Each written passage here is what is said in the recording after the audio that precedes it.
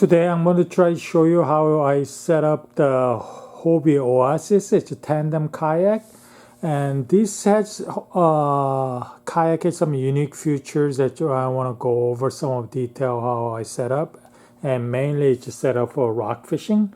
And all my kayak at the nose and the bottom of kayak, I did apply the JB well. It's epoxy, two-part epoxy to protect a little bit better. You can see on my other kayak hanging here upside down. That's how I store it, upside down. That way it's not going to distort the hull strength, and that's how it's recommended. And my wife typically uses electric motor, and she stores, connects it to insert the Mirage drive and stores her battery underneath her seat.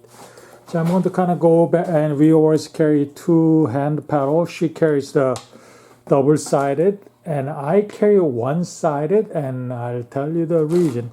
Because we have on the both side of our kayak, I only attach one, but we do attach a Sidekick to, which is a stabilizer. And with the stabilizer, it's kind of hard to use a double-sided paddle. That I just carry one-sided paddle. And I'm going to start from rear and show you around. And here, rear, you can see the safety flag. Reason I attach a safety flag is it makes sure kayaks are visible to especially power boaters, because there are several instances where the kayak got hit by the power boater, and some our buddies got serious injury. That I want to make sure I'm getting the attention. And a couple rod holders. Hobie doesn't have enough rod holder spaces. That I made this out of PVC, and all the pipe here is a 1/4-inch pipe. But at the top, it's a 1/4-inch pipe, but it's thin wall pipe. I had to. Only place I was able to find this was at the Lowe's, and it's a 1/4-inch thin wall pipe. You can flare at the top of this pipe with the heat gun and like a beer bottle or wine bottle. Just heat up the top, and you can push in your bottle, glass bottle to strengthen out. That makes it a lot easier to attach, insert to your rod. Otherwise, just normal 1/4-inch pipe was just too thick and didn't give me enough room to stick in my rod. And I got a little safety leash at the bottom. That way, make sure I don't lose the entire thing. And this other side, I got just a single one extender that will make it easier to put in and out. And typically, I carry 3 rods.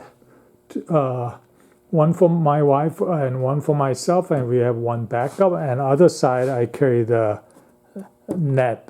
You are required to carry minimum 18-inch net when you are fishing from boat, and which include kayak. That's your CDF regulation. Make sure you comply. I didn't put enough air in it, but that's the Sidekick. But it's air inflatable, and it'll make a huge difference. And the reason I recommend especially for tandem kayak is because you don't know what your partner is going to do, and sometimes your partner would move in make an unanticipated movement, then it would sometimes scare you. That's why I strongly recommend. It made a huge difference for us. I know they're kind of pricey. I think they're like $200, but very simple to install. You just need to drill 2 holes in each side. You don't even have to go inside. You can attach everything from outside, and you can remove them easily, deflate it. It doesn't take a lot of space. And a couple of things I carried. Fish stringer. I always have 2 attachments for my fish stringers, which I attach at least 1 point all the time, because I'm sure many kayakers, including myself, we lost a fish stringer. That I always have at least 1 point attached. And I carry a fish stick to be able to measure the fish, because some of the fish has a minimum like lingcod has 22-inch and halibut has 22-inch. That's why you're able to measure accurately. And under the seat, I carry a little wooden bat to able to, kill the fish. especially big lingcod or halibut, you don't want those things thrashing around on your little tiny kayak. And some of my friends laugh at me, but I like using urine bars when I have to relieve myself, because there are a lot of other people around, sometimes on nice days, and I don't want to be relieving myself, showing everybody. And I love these scissors. It's a titanium. It's not really titanium, but titanium coated shear or scissors. And this is much safer to use to cut the fish, cut the bait, cut the line. You can always attach it. On my left side, I got plier and fish grip.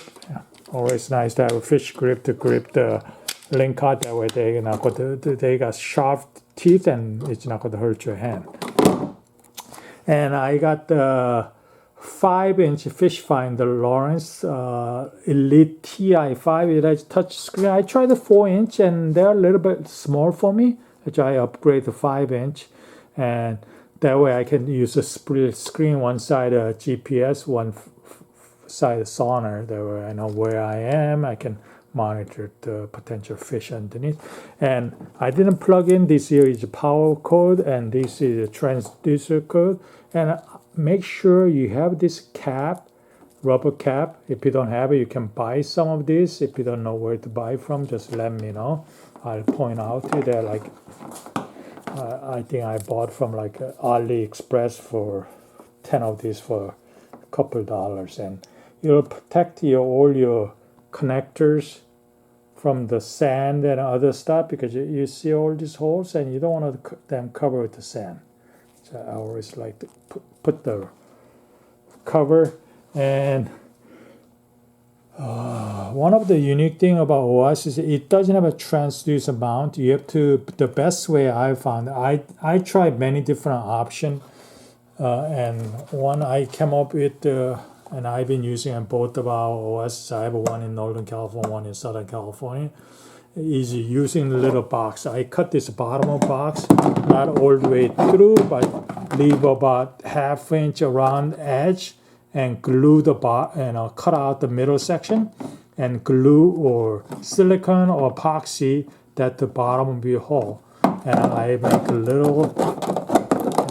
little slit at the side. That way I can insert my cable through and have a little hole, and you can seal that once after you install your transducer. And try to have your transducer sitting maybe about 1/2 inch above the bottom. And I fill this with the water before I start kayaking or fishing. Then I put the cap on it. That's how it looks like at the bottom. Remove my thing like that. I use some electric putty to kind of secure at the corner. That way they move around. I got a little sponge at the top to make sure it sits in place. You can see how I did it. And so far it works really good. And my waterproof, and I use all these waterproof connectors. You can see from bottom. I bought this from AliExpress, like $2-3 a piece. And my battery box, I'm using 12-volt lithium battery. The lithium battery is way to go. I know it costs a little bit more, but I think it's definitely worthwhile because you can cut down the weight and also last much longer. I got 2 of these, and I think redundancy is always good. That's why somehow one side doesn't work, you can always use the other side. And sometimes I do connect my shock shield, depending on where I go and how active shocks are. It's a shock shield connector. One of my friends gave me some part to modify my shock shield. That way I can connect to the external battery. So having this waterproof connection makes a lot secure and connection much better. I'm sure many of your experienced kayak anglers having problem making good connection. You have to jiggle around when you don't get positive connection. I have a little Velcro underneath the box, and it's the one food container box that your battery fits in. It's a simple connection. I have a fuse and everything, that way you can protect it. It's a simple connection. And make sure you invest money on your waterproof box, that way your battery is not going to get damaged. I do carry some additional stuff, but and my rod holder, I got Scotty side mounted rod holder on both sides of my pocket, and my wife got Sam set up. That way I have an option to move my rod holder. Sometime I'm doing like salmon fishing, I might have the downrigger on one side too.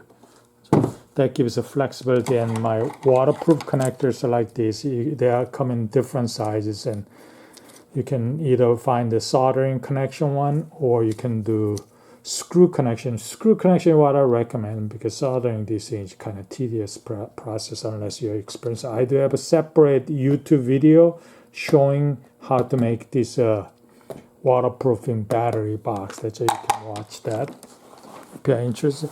And I didn't attach my front back seat, but front seat I recommend this bag, Hobie seat bag.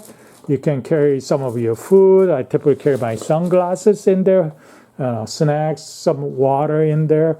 It's always nice to have extra water. I know some days I ran out of water. That's my buddies gave me, but I think that's main thing. And when you have an electric battery motor, electric or gas motor, make sure you register your kayak. Otherwise, they can potentially confiscate your kayak. Some of the other devices I do carry I carry the horn in case some power water just is gunning at me, then we can make some noise. And I do have this homemade. I'm experienced doing self-rescue, but this will give you additional support if I'm really tired. I run out of energy to do self-rescue, flip over my kayak. I can use this device, just step on this PVC pipe. And when you're doing self-rescue, you have to remove your one side of your sidekick, that way you can flip over easier. And hopefully you guys learned something from me. I did have some battery connector, but I haven't used that for a long time, so they're not really working anymore. And hopefully this was helpful. If you have any questions, let me know. I'll try to answer best as I can.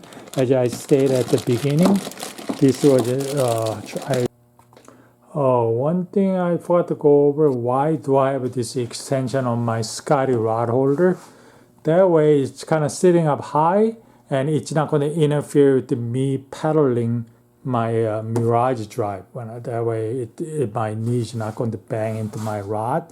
And I like to have a rod going across my leg. That way it's easy to spot it and visualize. That's the reason why I like using the extender on my rod holder.